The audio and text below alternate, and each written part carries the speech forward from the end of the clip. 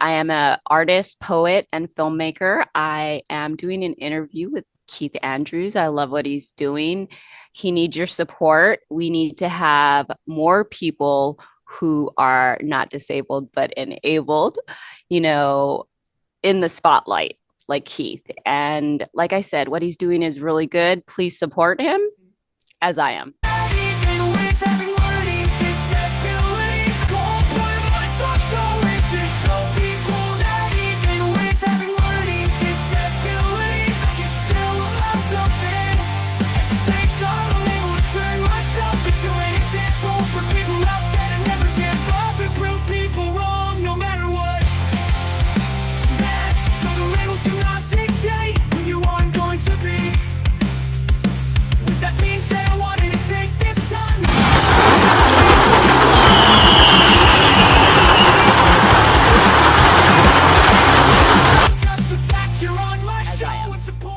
Ladies and gentlemen, welcome to the KeithAndrewNetwork Network. It's Season 12, Episode 44. That is right, 1,144 episodes now available on the KeithAndrewNetwork Network. Make sure to go to YouTube, like, share, subscribe. Also, if you follow me on Facebook, that's right, the KeithAndrewNetwork Network Library. It's available on Facebook and YouTube. It's on YouTube, Facebook, and LinkedIn. Also, we're doing a special 10-minute episode that's only available on TikTok and Instagram. So make sure to like and subscribe. All our social medias will be in the description box. First subject I want to talk to you about is called icebreakers. Tell our audience a little bit about yourself. I am Melinani King. I am a writer, mostly poetry, but some screenwriting. I do art, as in painting or different medias that way. And I'm also a filmmaker. I started as an actress, and then I've moved on to writing and directing, and now I am a line producer. Right now I am working on a couple projects as the production manager. So that's what I'm doing now, and that's who I am. Absolutely. And I do have some great ideas I'd love to talk to you about off the air. But let's start off with the easy ones. When you were in college, were you a study nerd or party animal? And did you do any sports growing up? Okay, so when I was in school, I was not diagnosed. I am disabled, and I wasn't diagnosed with anything in school, mainly because I always said I was okay to everyone, my parents, my doctors, everything, until I got into my 40s. I'm going to be 48 in a few days, actually. And I got my bachelor's and master's in my 40s. So I wasn't a kid. I didn't party. I didn't do any of that. I just wanted to get my degrees. And I ended up getting a bachelor's with a concentration in marketing and a master's with a concentration in coaching. And with that, I tried to stay in mainstream society. I was a store manager at Walgreens for a little while. And then I worked for the Social Security Administration with security clearance and everything, kind of like a federal agent, I guess I was.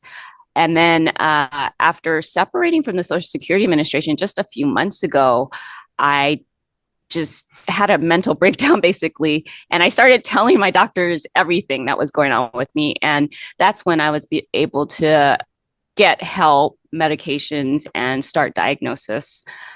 And it's helped me a lot. I never accepted any friends on Facebook previous to this that I didn't meet in person or that weren't part of the Oklahoma film community. And recently, which is how I met Keith, I started accepting anyone who sent me a friend request on Facebook. I am weeding them out. I'm good at spotting catfish, so that's fine. I've been on the internet since 1982. I'm an old time gamer. I used to play MUDs. And everything, I have to say, has been more positive than negative. I've met so many amazing people, things that have opened up other aspects of my world. And I basically talk to anyone who talks to me on there. I'll read posts, and that inspires me. Talking to people inspires me. And it's been amazing. And I want to change society. I want to change the world. And I want to let people know that, we're not disabled, we're enabled. And we are the ones in the film industry that need to change society, because we can reach everyone. If we just work together, then we can change everything, and I think that's really important. So that's what I'm working to do now. No, you're absolutely right. Now, you mentioned you were on the internet back in the 80s. I think Yes. if I did my It wasn't the internet. Yeah, it wasn't the internet. It was actually just bulletin boards, and you would call other people basically, and you'd be on their server at their house, and you could move like once every 24 hours, and it was just words. So it wasn't really the internet, but it was early networking. No, absolutely. And I was thinking, first computer, first college to actually have a computer was universities. So I guess that in a way there was some form of internet back then, but they didn't call it that. But Right. 1990, I'm dating myself. Let's see. I was going to say 30 because Power Rangers came out in 93. But Well, 31 years ago, 1992 is when AOL came out. right. AOL That's came out in 1992, and everything just like blew up. now, what is your thought about that? Do you think the internet should be regulated? Well, that's hard for me to answer because uh, by nature, I was in IT. So I've been in the internet business for a long time and the information technology business. And no, I don't believe it should be regulated. I believe art belongs to everyone. I believe information belongs to everyone. So no, I don't believe it should be regulated. Well, I mean, regulated as in, like, give me an example. You go, I have a couple of famous friends. Oh, at this point, acquaintances, but I consider them friends. One of Mm-hmm. them, her name is Velvet Sky. Beautiful woman. She's really great. But you type her name in, hundreds and hundreds of people pretending to be here. That should be illegal. What Facebook should do, and I think LinkedIn had started this, is proving who you are. So you give them, you say, not give them your information, obviously, but you scan like your ID, and you can have two chances. Say, okay, look, this is who I am. This is what I do.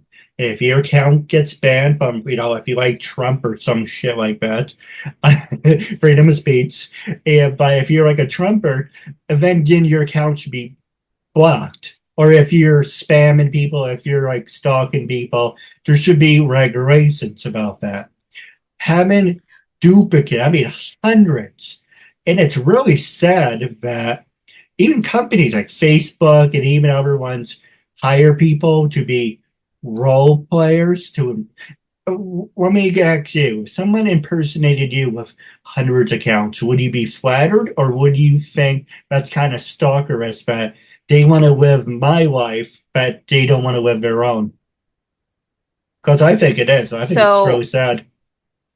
well, the thing is with that is, so Facebook, I was trying to prove who I was, but unfortunately, because I just use Melinani as my stage name, my pen name, they would not allow me to prove I was who I said I was because on my ID it has my first and last name, Right. even though this has been my professional name for over 30 years. So that's the issue with that.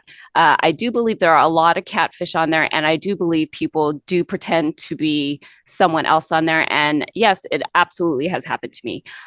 I don't find it bad or good. I see it as, some of them are trying to scam people, and some of them just need attention. And the people trying to scam others, they're really not the problem. The problem is us. We have not helped them. They are in a place where they feel like this is their last resort. They need to scan in order to get money. Why do they need money? So it's a very it's a revolving door that just keeps going around and around. No, I don't believe that a problem. No, I don't think we should limit internet activity. It's an issue, but it's an issue we can solve if we just work together. It's not that hard to solve. I mean, really, if people just started being nice to each other, it would solve so many issues in our world, you know? And it's actually easier to be mean or sarcastic, or give someone a hard time or tease someone or bully someone than it is to just be nice to someone or to stand up for someone. It's much harder to do that. So if someone is being mean to someone, if they are being sarcastic, if they are bullying, or they're just being a jerk, that is because they just don't know any better, or it's too hard for them to be nice. It's too hard for them to stick up for someone else because maybe no one did it for them. And like I said, it's a revolving door. We just ride on this merry-go-round over and over to each other. We're mean to each other, then they're mean to us, not necessarily individually. What I'm saying is, we're mean to someone, then they're mean to someone. Right. If we just start being nice, people would start being nice. Well, so no, I don't think it's an issue. Well, let me ask you this, and I mean, because I have a disability, I have problems spelling, pronouncing, or writing. But AI, for that reason, if you're disabled and you want to use AI, I'm for that. But if you're just lazy and you abuse AI, like now there's this video where this white guy's pretending to be Morgan Freeman. And he's like, well, I'm not really Morgan Freeman, but Morgan Freeman's mouth is moving like while he's talking. That should be illegal to impersonate celebrities and using their voices to try to con people. I think that's really disgusting. It is. It is really disgusting. And that comes down to personal ethics and personal morals. And that's what I want to change. I want to change everyone's perspective. I want to change our society. Right now, I don't really live in our society, honestly. I have started my own society and I've been collecting people into my society. And I think that's just the way I have to do it. I've volunteered all my life. I've helped individuals, and not that didn't do anything. That did. That helped individuals, that helped groups of people, which made me happy. But me just doing it is not enough. You just doing it is not enough. I mean, we have to get everyone to do it. And that's why I'm pivoting and I'm changing my perspectives and I'm changing the way I think of things. You know, we just all have to do it and we have to get everyone to do it. And all of these people pretending to be others, yeah, it is disgusting and it is despicable. However, they're doing it because they need something and we're not giving it to them as a society. All of these kids that do these things, they don't have any creative outlets. This is what they're doing because no one else has said, hey, you can do this. Or, you know what? We could do this instead. So to me, that's also our fault. Well, let me ask you, do you think the education, well, someone said this to me a while ago, but actually I want to use it. Do you think the education system in America is broken? Oh, absolutely. We don't even have one. It's barely functioning. First of all, so I have a nonverbal autistic son, and as much as they've tried, they're not teaching him what he needs to know. He really needs to be working on communication and how to be around people without wanting to basically hurt them, which, I mean, let's face it, all of us feel that way, really, but he just needs a little more help managing that. So I feel like that's not really a lot of help. And then there's my daughter, who is more mainstream than anyone else, I would say, in my family. She doesn't have any disabilities according to normal society. And I don't feel like they did a good job with her either. She came out of school depressed, bullied, very unhappy. And I don't feel she learned much of anything. She learned how to read and write and mathematics, but I mean, that's elementary. I really think that once they get into 7th, 8th, 9th, 10th, 11th, and 12th grade up until they're 24, they should be working with mentors towards things that they want to be doing, not things that society says they should be doing, because we all have different gifts. We're all different, whether you're, disabled or, challenged financially, any type of challenge our kids have. It is our responsibility to take on those challenges, not them. They should just be concentrating on learning and growing and becoming who it is they need to be. And I think that if we change our attitudes towards our children, and instead of taking care of ourselves and looking into them and taking care of them, not just blood related, but all children around the world, I think that our world will evolve. We will get better as a society because we will have children that are educated. We will have children that are doing what they want to do. And we will have children, that have help becoming who they need to become. A lot of children are left behind, especially with disabilities, because people don't think they can do anything. Well, they can, but we have to help them just like we help everyone else. You get thrown in a job and you don't know how to do it. Of course, you're going to complain. You're not going to like it and you're not going to do well. Well, that's what we're doing to our kids. We're taking them and we're throwing them into the world, and we're not supporting them the whole time they need to be supported growing up. It's like the Sorry, Keith. If you ask me a question, you're going to get a long answer. That's fine. I want you to express yourself. Let me ask you, are you for or against the mentality of sink or swim? And that's the problem. People they throw you into it. Either you got to sink or you got to swim. And I think that's sending yourself up for failure. It is. And that I'm Gen X, and that is a Gen X mentality coming from boomers, coming from the greatest generation. That was their whole mentality, sink or swim. And what I've learned is we have to take a page from the millennials. We have to take a page from, the Z generation and the Alpha generation. Like, they really know where we need to be. If you're over 30, our lives should be geared towards helping their lives. And that's just how it is. If you haven't accepted that, then you're probably just selfish and you need to grow too. I've been there too. We all have that in us where we're selfish and, we need to grow. I look at all of us as seeds, Keith, and we know in our head that those seeds can grow up to be beautiful, but they all need different sunlight and they all need different fertilizers and they all need different time, So some people in mainstream need more time than others. Some of us that are disabled don't need as much care as mainstream people because we've had to fight our whole lives to grow. So when people give us stuff to grow, we embrace it. And when mainstream is given stuff to grow, they're like, I don't want that. They don't want change, So, yeah. I don't even know if that answered your question. No, it does. Is your daughter still in school, or is she done with school? She is in college. She originally wanted to be a veterinarian, but she has since changed to be a musician. And I fully support that. I think that we need to support whatever our kids want to do. And it's not sink or swim for her. She didn't like it. Well, we need to lift her up and put her to do something she wants to do. Because if you do something you don't want to do, you're not going to do well. That's just all there is to it. Right. There is no sink or swim. We have lifeboats. We have stuff to help. All we have to do is offer it. All we have to do is be there. That's it. It's so simple. It's so simple. Well, if she's interested, I would love to have her on the show and we can compare educations. Okay, that sounds great. I will ask her.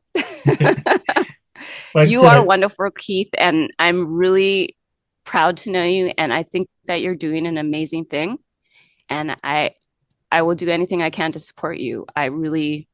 You're doing an amazing job. What you're doing is something that I think we need more of in this world. So thank you.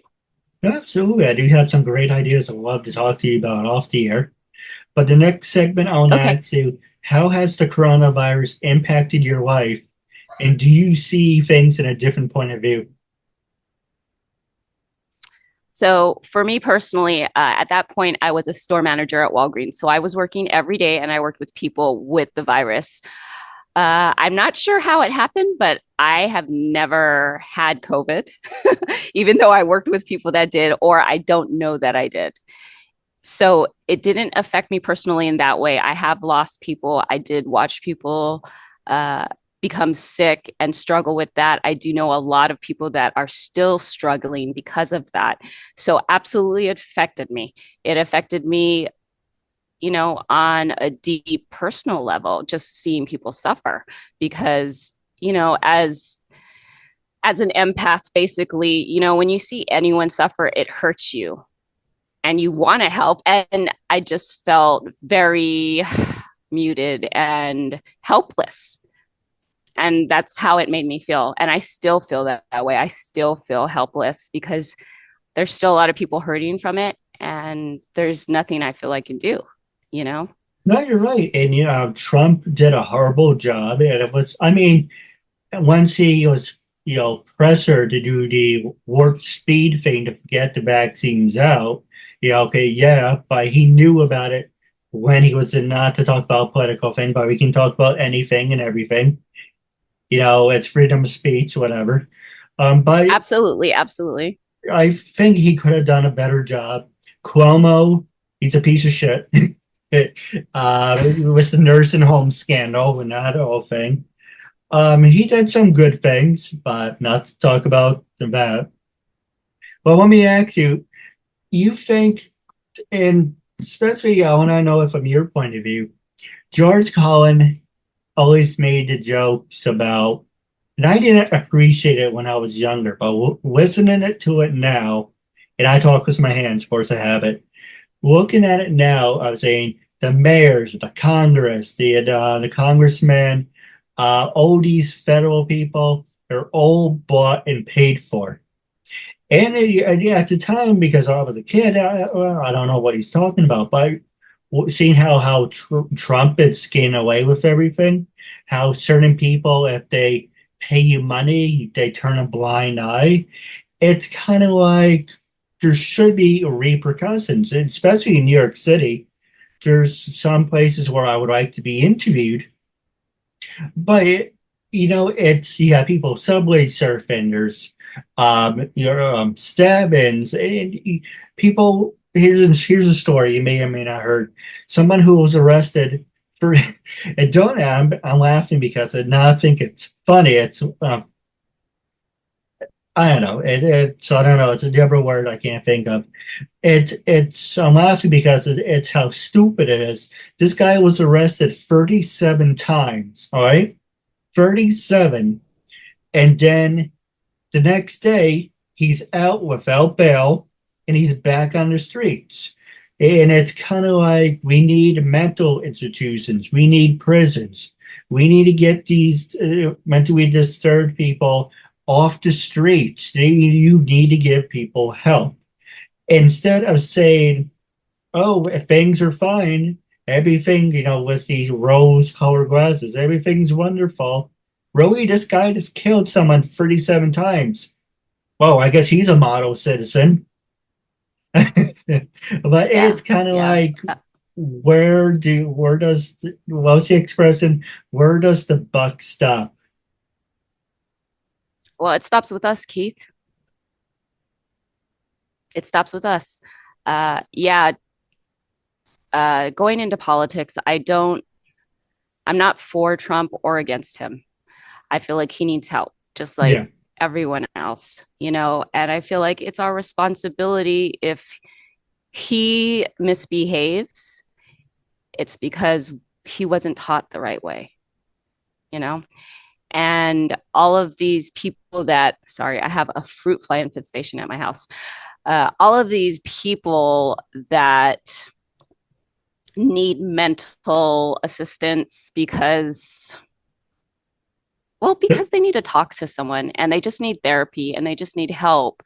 I think that's everyone. That's not just people on the street or for a few people here and there. I believe that's everyone in the world. And I think that we should have more psychologists, more therapists, more counselors readily available for everyone. And that, of course, goes into our healthcare, So our education and our healthcare are sorely lacking, Keith. And I don't think there's a way to fix the people that are adults already. There's no way to fix Trump, No. unless he wants to change. There's no way to fix you and me unless we want to change. However, the kids, that's where we have to go. That's the thing, we need to stop dwelling on what's going on now because we really, knowing how our governments and banks and financial groups think, We all know how they think. We Well, all know that it's money. That's it. if I may, And of course. we would think that people would want someone who knows what they're doing, but it's a complete replay of 4 years ago. No one wants Trump. No one wants Biden. You, it's in the utter truth. Yes, Biden should step down because he looked freaking horrible. He should never done the debate that made him look weak. He needs to step down. The question is, not to interrupt, I do apologize. No, not at It's all. someone needs to replace him. But the question is, who's going to replace him? And are they going to be able to beat the Almighty One? Because we have time now until November. So dumbass needs to step down. We need to find, there's Chris Christie. There's this other guy, I think Mitch McConnell. There's some other people, Michelle Obama, The Rock. There's other people you can pick, but we're stuck with these two Nimrods, and it's like, you're serious? Out of 3 billion people, we have these two? It's a sick joke. Well, I mean, that's who wanted to run, and that's who they both had. They both wanted to run, and they both wanted it enough to where they were willing to do anything to get there, and they did. And that is with anything. It's whoever wants it the most. That's acting too. Whoever stays in the longest and wants it the most, that's who's going to get it. Unfortunately, that's how our world works. And I want society to change. So Mhm. that's what I'm working towards, and what you're talking about now, I want which is change. going to have a huge, I know, but it's going to have a huge impact on us. Of course, this presidential election is going to impact the world. And no, I am also not happy with our candidates. However, I understand that they also are seeds and need to grow and need help.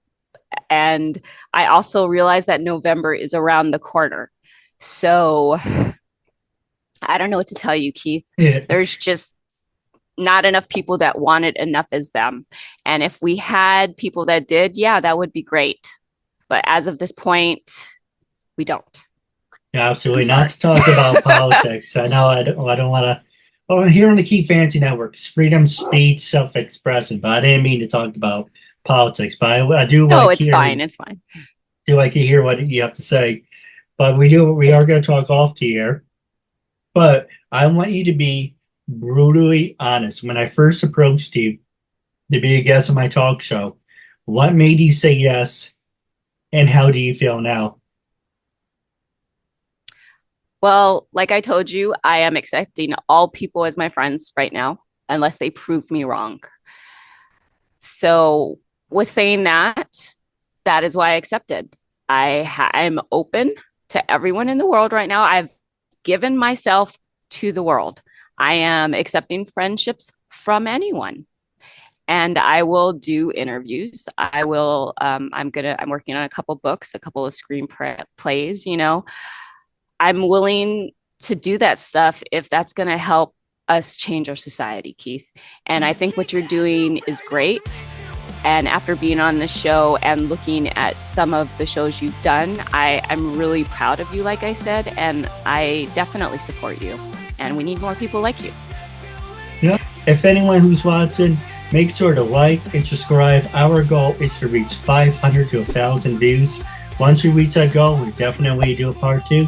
But when we come back from this commercial break, we're going to be After Time with the Keith Andrew Network. I mean, I'm still working on a name. After Time, to sit down. I'm still working on that.